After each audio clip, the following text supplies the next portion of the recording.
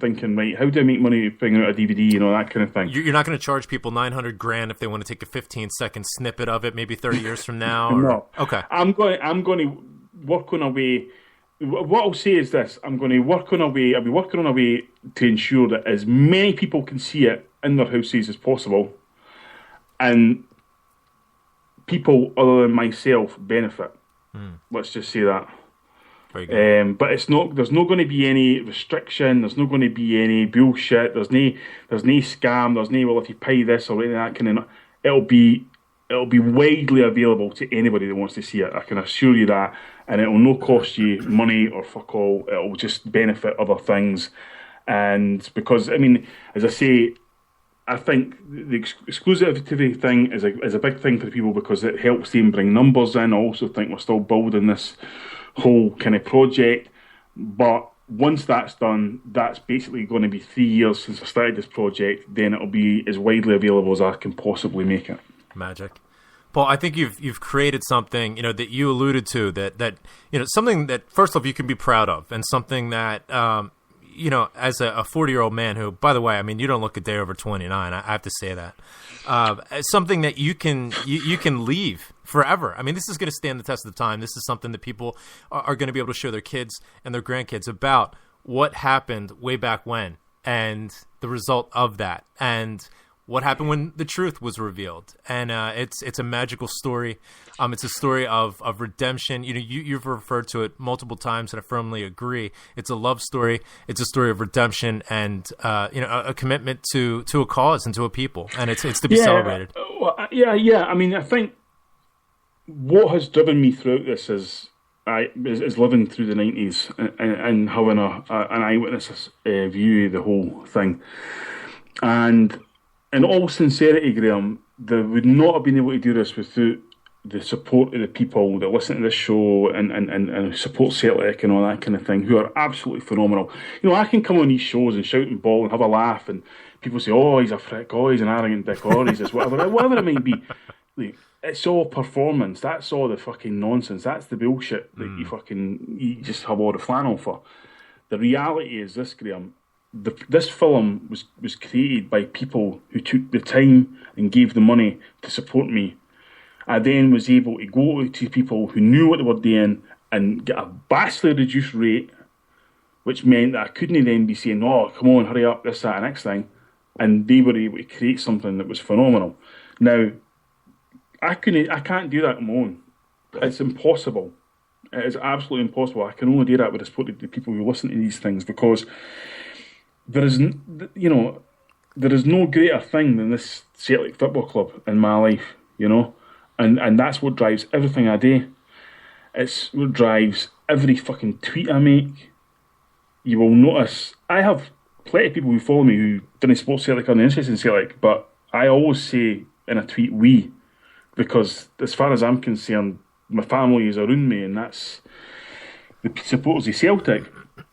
And what I would say about that is that there is something about Celtic that allows people to be creative. And I'm not just talking about myself, but you look at the mediums of the podcasts and stuff, and the multitude of books that have been released, and the history podcasts and all that kind of thing. There is something that incites us to do these things, and it becomes for the passion we have for Celtic Football Club. And it's pretty much why we're always at each other's throats every day. Because we just want this Celtic Football Club to be the best in the world. And as I always say, I'm always looking for 3 things for Celtic Football Club. 3 things that they can do, and I'll never, ever criticise them. They are to protect and continue the identity and ethos that was handed down to us by Brother Wilfred on the 6th of November 1887, and to obliterate anything that comes out of Ibrox. That's all I'm looking for. And I, as I have part of the club in terms of being a supporter, have tried my best to obliterate anything that comes out of Ibrox and to protect and continue the ethos of Brother Wilfred. That's how I think. So that's why I will recoil at people saying, "Oh, you know what, I think they're going to sell the name of that stadium." And I think, that stadium? You mean that stadium on that ground that volunteers built over 100 years ago? And I don't give a fuck if it's not doing whatever. Since volunteers built that stadium, Graham, and that's why they said it was like moving from the graveyard to paradise. And I will be fucking damned if I will sell out their memory to fucking Coca-Cola or fucking, Lotus or anybody like that. This is our club. You know what I mean? This is a people's club. And as I say, I'll be damned if I ever fucking see it become the fiefdom of fucking Peter Lawwell and Dermot Desmond, which they seem to think is. Yeah. And I recoil at that kind of stuff because there is a fucking chasm between the fans and the club right now that is just incredible. I mean, it's Grand Canyon-like, I've had John Paul Taylor, I've had blazing arguments with him for about a year now. I mean, we've got this scenario, and I think the Celtic Trust are spot on. John Paul was a great guy, he's a man for the job, but the job's fucked. The job is completely fucked because he has no power whatsoever. And all that's happened is the board have insulated themselves because of him being there. He is a one-man department. Right. He's dealing with the emails, the tweets, everybody dialogue. He's the one going out meeting and all that kind of thing, and nobody else is meeting anybody because it's all hand it to GP, hand it to GP. And I'll tell you now, a lesser man would have walked away fucking ages ago. Absolutely. But he's no, and he, and I say, and I'm getting people saying to me now, and I fucking hear it. They say, "Oh, GP's a great guy," but I say, I know what you're going to say, but remember, the man's fucking hands are tied. Don't think for 1 second that man would ever do anything to decry Celtic Football Club or any supporter of that football club, because it's not him. It is not him. And he's never going to come out and say, "Oh, I hate this," or "this is shite," or whatever, because it's his fucking job. You know what I mean? He's got a family to feed and all the rest of it. But there is definitely a need for a supporters collective to push this thing on, because we're fragmented, Graham, and it suits the suits big time. Yeah, it certainly does, and I think that I and most people will echo your sentiment that if JP can't set out to, or if JP can't accomplish the goals and the means that his position was created for, then nobody can. And to your point, I mean, it's a thankless position, and it's a position that is completely dependent upon the willingness of the people that he reports to, or the person that he reports to, Peter Lawwell, to listen to what he is communicating. That's filtered up from the supporters. I mean, let's not forget the fact that his position was created as a means with which and this is what was purveyed, a means with which the board, and specifically Lawwell, could learn about these issues that were concerning supporters. Because, there was this element of, geez, we didn't know that the supporters felt this way. So let's get somebody in there that can get more of these ideas so that we can be better informed. Well, I'm sorry, but the jig is up with regard to that, because people have nonstop fed JP with their thoughts and their ideas and their suggestions, and nothing ever seems to come of it. So the board have found themselves in a position just now where what we've suspected for so long has been confirmed, and that is that the board is not only tone deaf, but they don't give a fuck. No, I mean, they don't. I mean, and let me tell you a story to that point, right? Legia Warsaw at Murrayfield, a family in the Celtic end, surrounded by Legia thugs. Young son got beaten up by one of the thugs. Now, before that game, anybody here listening, every Celtic fan on Twitter knew what was going to happen, right? We knew the Legia fans were going to infiltrate the Celtic end. Everybody knew it, because Celtic were openly selling him tickets, right? So the family contacted JP and said, "We're absolutely fucking furious about this. We've got 4 season tickets, and then we're going to fucking withdraw them all," and that kind of thing. So John Paul said, "Right, okay, fine." Now, bear in mind at this point, the only thing that John Paul can do is apologise to them. Right. There's nothing else he can do without being on the say-so of somebody else. Right? He can't offer them anything. So back and forth, no resolution. Eventually John Paul says, "You're going to have to contact the PR department himself." They contacted the PR department 3 weeks ago, never got a single reply. They wrote 6 letters to Peter Lawwell, never got a single reply. To the point when this week the father was ready to kill John Paul, literally ready to kill him. Now, the question I ask you, Graham, is, do you honestly think John Paul is sitting in his office saying, "The last thing I'm going to do is help that family"? Of course not. Of course he's not.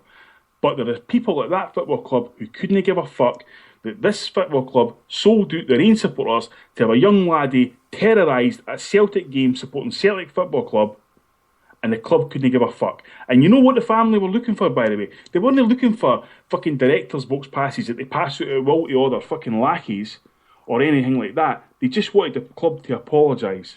Well, that's all they wanted. And not just that. I mean, maybe take some accountability for what happened and put steps in place where that wouldn't happen in the future. But you know what actually just happened just yesterday? We saw Dynamo Zagreb supporters infiltrated throughout the Celtic end once again. So it's clear that the club, it's clear that message was communicated. I mean, as you mentioned, they wrote letters. I saw the complaint on Twitter to JP interacting and hearing that message, and nothing was done. They continue on with the same policies to the point where, the next time Legia Warsaw or a similar club with similar sort of values comes, nothing's going to change. And then they complain about this general apathy, this malaise that's going across Scottish football, and that's the reason why there's dwindling attendances, and it's bullshit.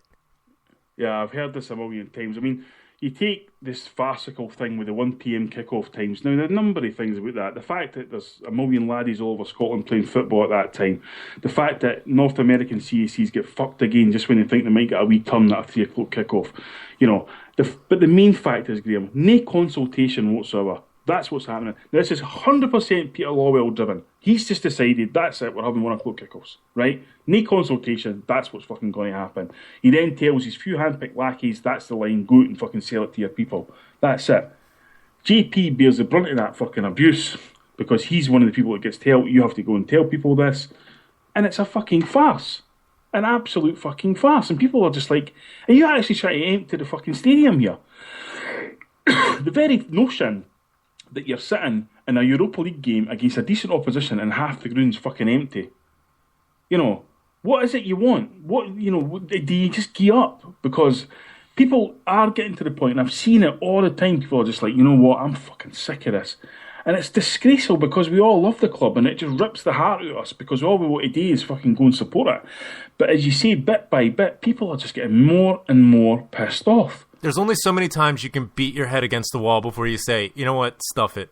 I mean, as much as I love the club, and it's not like anybody makes a decision not to go to games, and takes it lightly. I mean, I'm reading tweets from people last night saying it's breaking my heart that I'm not going to the game tonight, but I'm sorry, I'm just, I'm not putting up with this anymore. And they throw out comments about the malaise. You hear the comments like malaise and apathy, and they never ask themselves why. There's always this deflection of accountability and pointing the finger elsewhere, but they never ask the questions why. Why is that happening? Why is there a malaise? Why are people not as engaged with the club and passionate to turn up to every single game? And it's a vicious circle that the most frustrating thing is I don't see a way out of it. I don't. And Peter Lawwell extends this to Celtic, to Scottish football, I beg your pardon, which is utter rubbish. There's a malaise and apathy at Celtic, there isn't in Scottish football. You've got 4 provincial clubs, Hearts, St Mirren, Kilmarnock, who are St Johnstone, who are winning trophies for the first time in a long time. You've got Aberdeen, Dundee United and Hearts who are getting record ticket sales right now. So where's the malaise there? There isn't a fucking malaise there. There's a malaise at Celtic for a number of reasons. The fact that the fucking harassment of our own supporters has went on forever, and bit by bit fans got pissed off at it. The fact that not one person for that football club stood up against the cheating that we endured for fucking decades and kind of, we'll say something when the time's right. Well, when the fuck's that got to be? You know what I mean? And various other things, the prices and all that kind of thing. I had arguments with people saying, 15 quid for Hearts. I said, that's fucking outrageous for a game. An early kick-off, it's on the council telly and it's in the League Cup and it's against low league opposition. Nah. Fucking 3 men and a dog turn up, and did they turn around and say, you know what, maybe you were right about that? No, they didn't. They just didn't give a fuck. You know what I mean? And it breaks my heart. I mean, I'll always support Celtic. You'll always support everybody here always supports Celtic because we love the team. You know what I mean? We love the fucking team. The players, we fucking idolise the players and all that kind of thing. But for fuck's sake, man, give us something back here. I mean, Peter Lawwell has been in his fucking ivory tower so fucking long, man. He could rival an elephant's tusk with the fucking amount it must be there. It's just fucking went beyond a joke with his attitude. I mean, look, as I said to you in the show before, forget Resolution 12. The minute that cunt went on the board with the SFA, that was it finished. End of fucking story. There was never going to be any fucking nonsense about Rangers' licence and all that when they should never have got one. As soon as he went on the board, he